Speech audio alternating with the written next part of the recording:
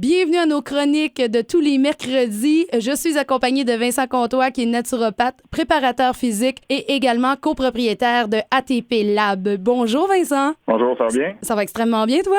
Oui, ça va très bien, merci. Aujourd'hui, on va parler d'un sujet qui va intéresser beaucoup d'hommes, les femmes aussi, mais surtout les hommes que ça vise. On va parler d'alimentation pour prendre de la masse musculaire. Comment qu'on fait, Vincent, pour pouvoir prendre de la masse musculaire? Parce que les gens pensent que c'est facile, mais ça prend des années, ça prend une bonne alimentation. Exactement. On entend parler beaucoup de perte de poids parce qu'il y a plusieurs personnes qui fréquentent les centres d'entraînement pour leur objectif premier, c'est de perdre du poids.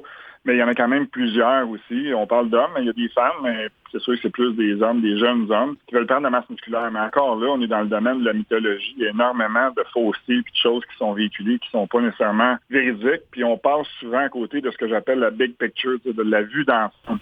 Les gens, ils parlent de prendre un supplément pré-entraînement, durant l'entraînement, post-entraînement, prends ci, prends ça, mais ils ne regardent pas l'ensemble des habitudes de vie, puis c'est là qu'on l'échappe. Fait qu'aujourd'hui, on va parler, comme on avait dit, un peu d'alimentation, la globalité de l'alimentation spécifique pour la prise de masse musculaire. Et quand on veut faire de la prise de masse, j'imagine qu'on doit prendre beaucoup de protéines dans notre alimentation. Bon, ça, c'est une réalité, mais c'est aussi un mythe. OK. Dans le sens que ça commence à quelque part puis ça finit à quelque part. La quantité de protéines qui est proposée par le Guide alimentaire canadien, là, c'est 0,8 grammes par kilogramme de poids. On s'entend que ça, c'est une recommandation qui est faite pour l'ensemble des gens.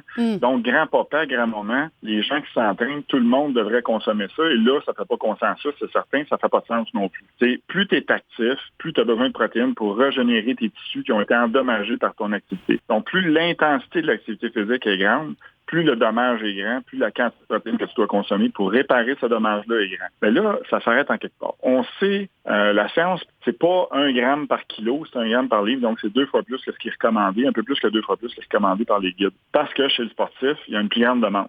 Seulement, il faut répondre à cette demande-là. Mais c'est pas 4 grammes. Moi, on voit souvent des gens, là, ils prennent des suppléments de protéines, pendant, pré, post. Ça n'a pas d'effet anabolisant en soi, la protéine. Ça a un effet de matériau de construction nécessaire à la reconstruction du muscle post-entraînement. Donc, 1 gramme par livre de poids, c'est suffisant. Et dans certains cas, on peut aller un peu plus, mais là, il faut individualiser l'approche, il faut que ça soit évalué. Si on donne une recommandation générale, 1 gramme, c'est pas mal ce qu'il faut. Puis là, souvent, on va se demander, est-ce que cette protéine-là, parce que là, il y a beaucoup de monde qui va aller chercher leurs protéines, évidemment, dans des shakes qu'on appelle.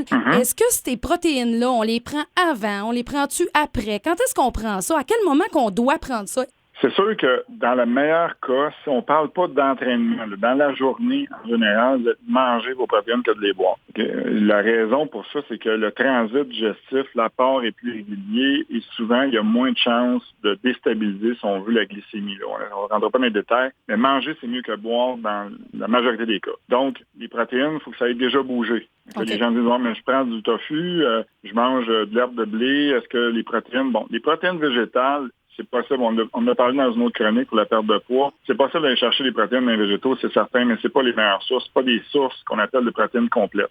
Donc, il faut complémentariser des protéines végétales pour avoir une protéine complète. Moi, je dis souvent à mes clients, si vous voulez savoir si c'est une bonne source de protéines que vous avez dans votre assiette, il faut que cette protéine-là ait déjà bougé. Là, ils me regardent en me disant de quoi tu parles. Il faut que ça aille voler, couru, nager, donc ça vient du règne animal. Donc, les animaux ont le même profil d'acides aminés dans leur chair que nous, on a dans la nôtre. Donc, l'apport est identique, si on veut, ou très semblable à notre composition en acides aminés. Et donc, on a une protéine complète qui répond parfaitement à nos besoins. Pour les végétariens, je respecte leur idéologie, mais il faut que ça soit beaucoup plus calculé, puis c'est plus compliqué, voire même très difficile à réaliser. Là.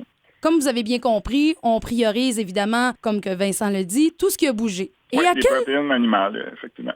Et à quel moment, justement, que ce fameux shake-là doit rentrer en cours de route? C'est-tu parce que là, tu as une masse musculaire hors norme, puis tu as besoin de plus, ce qui fait qu'à un moment donné, tu mangerais tout le temps? Là? Il y a des sciences qui ont été faites, des études qui ont été faites sur l'alimentation péri-entraînement, donc l'alimentation proche d'une séance d'entraînement, donc avant, pendant et après l'entraînement. Et on s'est rendu compte que si on consomme des protéines proche de l'entraînement, on a une meilleure synthèse des protéines. Mais pour avoir cet effet-là proche, il faut nécessairement avoir une absorption qui est rapide. Donc là, les protéines en poudre deviennent intéressantes parce qu'ils n'ont pas besoin d'être digérés ou pratiquement pas et ils sont absorbés plus rapidement. On ne parle pas de toutes les protéines, mais si on parle de la protéine de lactosérum, ce qu'on appelle communément du whey, ça, c'est absorbé rapidement. On parle de quelques minutes pour avoir un transport entre l'intestin et le système sanguin. Donc, à ce moment-là, on a un effet anticatabolique qui va prévenir la dégradation des tissus musculaires qui est plus rapide, donc une régénération du tissu, puis on a un effet plus intéressant sur la récupération. Fait que ça serait pendant l'entraînement ou tout de suite après, dépendamment de la durée et de l'intensité d'entraînement. On parle d'une fenêtre de plus ou moins 1 heure autour de l'entraînement qui serait intéressante. Ça encore là, il ne faut pas virer fou avec ça. Là. Si vous êtes 1h30 après, vous prenez votre shake, vous allez avoir un effet pareil. Vous n'êtes pas passé complètement à côté de la fenêtre anabolique, comme on appelle. Il faut regarder. Moi, ce que j'insiste toujours, c'est qu'il faut regarder l'ensemble des habitudes de vie sur une période de 24 heures. Donc, sur 24 heures, si vous êtes toujours avec un surplus de calories et un surplus de protéines, vous allez avoir un effet anabolisant, vous allez gagner de la masse musculaire. Donc, il faut toujours regarder sur une période de 24 heures. Et bien sûr, si on cible les choses proches de l'entraînement, on va augmenter l'efficacité. C'est ça.